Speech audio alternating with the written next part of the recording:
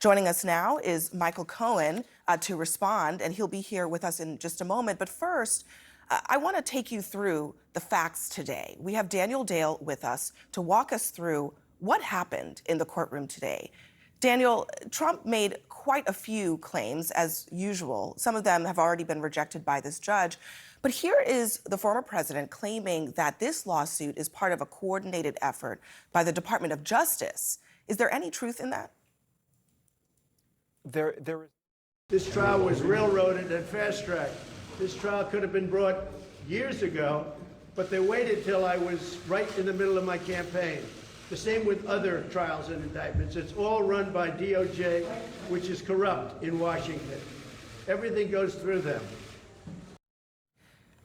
So the DOJ, he says, is part of all of this. Is there any truth to that?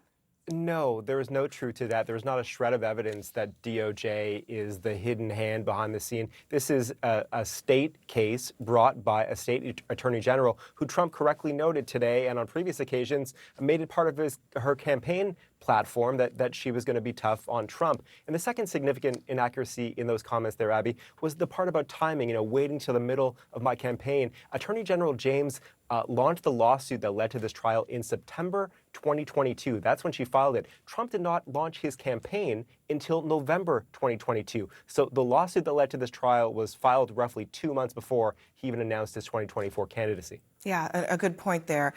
Daniel, Trump also talked at length about what he called a worthless clause, a disclaimer that he had put, or his aides had put in the financial statements that are now at issue in this trial. Let's listen. We have a clause in the contract. It's like a buyer beware clause. It says when you take a look at the financial statement, don't believe anything you read. This is up front. Some people call it a worthless clause because it makes the statement and anything you read in the statement worthless. This is what's called a full disclaimer. We disclaim the financial statements, but even with a full disclaimer, which immediately takes you out of any fraud situation and any litigation. So what do we know about that, Daniel?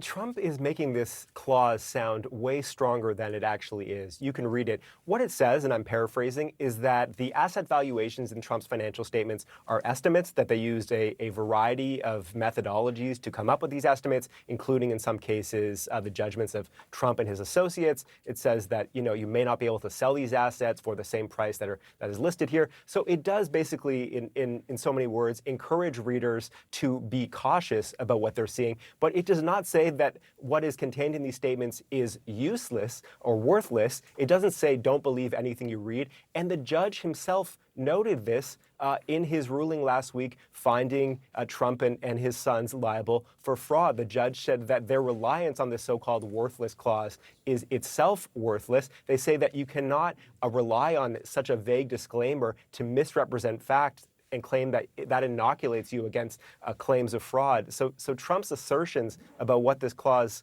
says and how it supposedly protects him against any and all liability is just not borne out by the facts. Yeah, I mean, that would be pretty hard to believe, honestly, if it were true. So, Daniel, also, shortly before Trump appeared in court today, his campaign released a statement about New York City's crime data, as if that is related to all of this. Was any of it accurate? Yeah, so it wasn't false. They used actual numbers, but they were cherry picking the endpoint for those numbers. So in talking about New York State, they ended their data in 2021. Talking about New York City, they ended in 2022. So they said New York City shootings increased 71% from 2018 to 2022. Murders up 48% 2018 to 2022. What they didn't mention, though, was that we're in October 2023, and the trend line is now sharply downwards. So murder in New York City is down 11% this year. That's in addition to 10% decline last year. Shooting incidents are down 27% this year, and that's after a 17% decline last year. So in addition to the broader point that you can't attribute any trend in crime up or down to any individual attorney general, this is complicated, difficult stuff to pinpoint. Those numbers do not end in 2022. They're not going up anymore. They're going sharply down. All right, Daniel Dale, thank you very much. And joining me now to discuss Trump's former fixer, Michael Cohen. He is now a principal of Crisis X and also the host of two podcasts, Mea Culpa and Political Beatdown, and the New York Times bestselling author of Revenge: How Donald Trump Weaponized the United States Department of Justice Against His Critics. Michael, good to see you. You know Trump very, very well. Good to see you, Abby. What did you take away from seeing him, his demeanor outside of that courtroom and even inside of the courtroom when we got a peek at it? Yeah, so this is very typical Donald. You know, on the outside of the courtroom, he was all bluster. He was typical Donald. He was in campaign mode to the point that he was looking to figure out how to make this scenario into something profitable.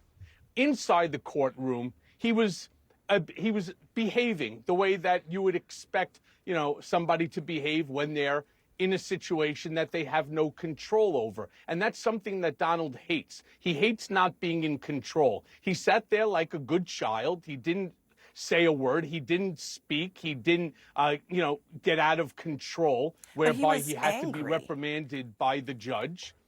Of course he's angry. How could he not be? He's watching as his company, his 50-plus year company, is in a death spiral. I mean, basically what Tish James did, our unsinkable attorney general, she gave him the corporate death penalty. And Judge Engoron is, in agreement with Tish James that the company should not be able to practice. Neither should Donald, Alan Weisselberg, Don Jr., Eric Trump, or Jeff McConney. None of them should be able to operate any business in the state of New York. So, sure, it's understandable he would be angry.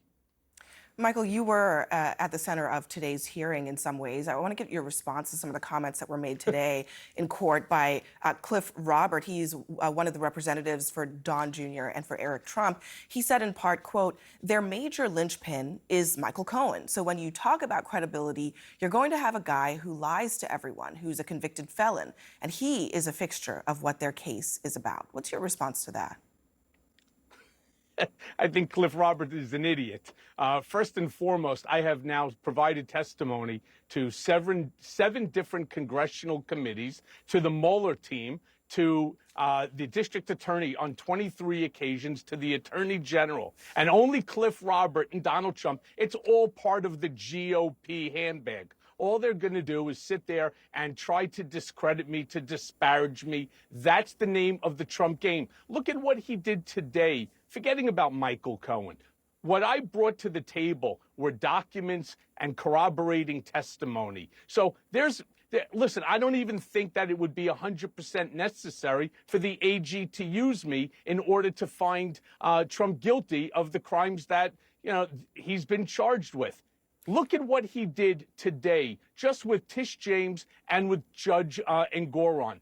Judge Engoron, he called him, all sorts of names, a rogue judge. Tish James, of course, is a racist. It's a line that he's used many times with many people. He said the same thing about Jack Smith. He says the same thing about Fani Willis. This is a guy who doesn't understand. Disparaging somebody is not the way to win a case. What you need to do is to bring the evidence, bring the documents in order to clear your name, as opposed to thinking you're going to clear your name by disparaging somebody else. And the fact that you get guys like Cliff Robert, the fact that you get even like Alina Habba or Chris Kise to make these statements, the fact that now Jimbo Jordan is now added as well, this is all part of the playbook. I've watched that playbook since 2015 as it related to the campaign. This is so par and parcel for the playbook, it doesn't even affect me.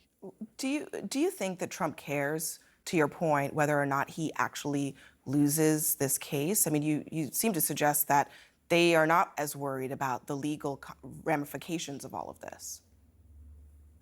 Yeah, this is actually a big one for Donald, because Donald's entire id, his ego, his super ego, have all been predicated around the notion that he is this incredibly rich entrepreneur, genius businessman. And what this does is this strips him of all of that. It demonstrates that he's neither rich, he's certainly not a genius businessman, and he's certainly not a good entrepreneur. So do you this think that he can strips him survive of everything that he has? Do you think he I'm can sorry? survive? Do you think he can survive a penalty of $250 million, or even potentially more? Because it's really up to the judge what that number ends up being. Correct. That's also something that people make a terrible mistake with. What Attorney General James stated is that it is a baseline of $250 million, meaning that's the bottom. That doesn't mean that that's the top. And the way I calculate it, based on the information that I know, it's going to be at least double, if not 2.5 times that amount, with penalties and interest and so on. And the answer, Abby, is no. He cannot survive this. He cannot recover from this. Michael Cohen, thank you very much for that perspective.